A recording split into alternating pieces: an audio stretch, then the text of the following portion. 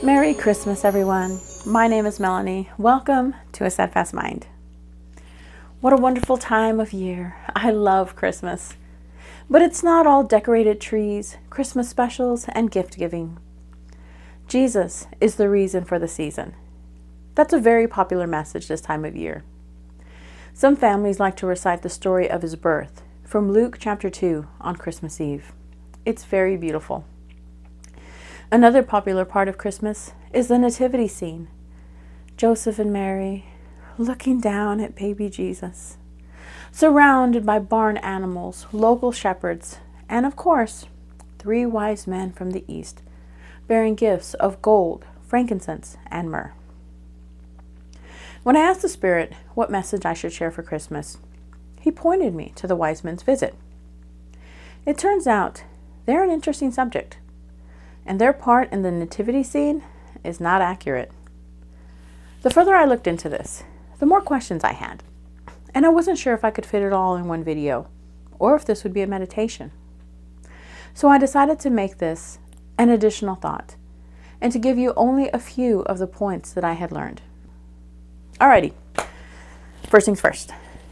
The wise men did not visit Jesus just after he was born. That beautiful scene of 3 men bringing him gifts as an infant didn't happen. To understand why, we need to look at Matthew chapter 2, verses 1 and 2. Now after Jesus was born in Bethlehem of Judea, in the days of Herod the king, behold, wise men from the east came to Jerusalem, saying, "Where is he who was born King of the Jews? For we have seen his star in the east, and have come to worship him." It doesn't say where from the east these men came from. Some sources say ancient Persia, possibly Medes or Medea, where western Iran is now. That's about 1,000 miles from Jerusalem. It's widely accepted that the star which the wise men saw began shining when Jesus was born. These men saw this star, and they knew that it signified the birth of the king, so they set off for Israel. This was not a journey that would take only a few days. It would have taken months, or perhaps a couple of years.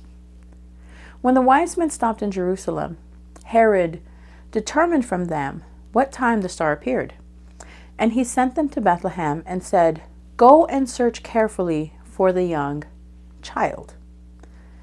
Then in verse 16, he gives an order to have all the male children 2 years and under killed, according to the time which he had determined from the wise men.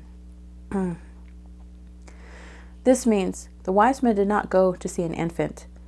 They found a child, not lying in a manger, but standing on his own. So the nativity scene cannot be accurate. Second, there were likely more than 3 men. The wise men are also called magi, which comes from magi, the Greek word given to describe men who were astrologers, teachers, physicians, sorcerers, magicians, and even dream interpreters. They were men who studied various subjects and were therefore considered wise. Men like this existed even under King Solomon's reign. In 1 Kings chapter 4, verse 30, it says, "Solomon's wisdom excelled the wisdom of all of the men of the East." All of the men, not just a few. The wise men were a group. A group of travelers making a journey of 1,000 miles makes more sense than a trio. The last point I want to share is that these men were from a land far from Israel, and yet they knew what the star meant. They crossed miles seeking the King of the Jews. They didn't say our king. They knew Jesus came first for the lost sheep of Israel. On their journey, they met a king when they saw Herod, but it was Jesus who they came to worship. They bowed down to a little toddler, the most perfect toddler. But earlier in Matthew 2, verse 4, Herod asked the chief priests and scribes of the people, the Israelites, where was the Christ to be born? They quoted the prophet Micah that the Messiah would come from Bethlehem. So they knew about the prophecy. They knew the shepherd of Israel had been born. There was a group of men looking for him so they could worship him. And they did nothing.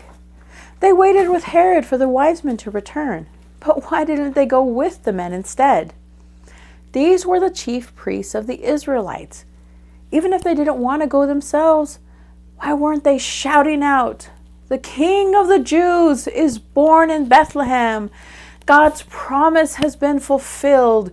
Go, people, go. Go see the Messiah. Go and worship him." Is it any wonder why in Matthew 23, Jesus says 7 times, "Woe to you, scribes and Pharisees, hypocrites"? Well, there you have it. The wise men from the east.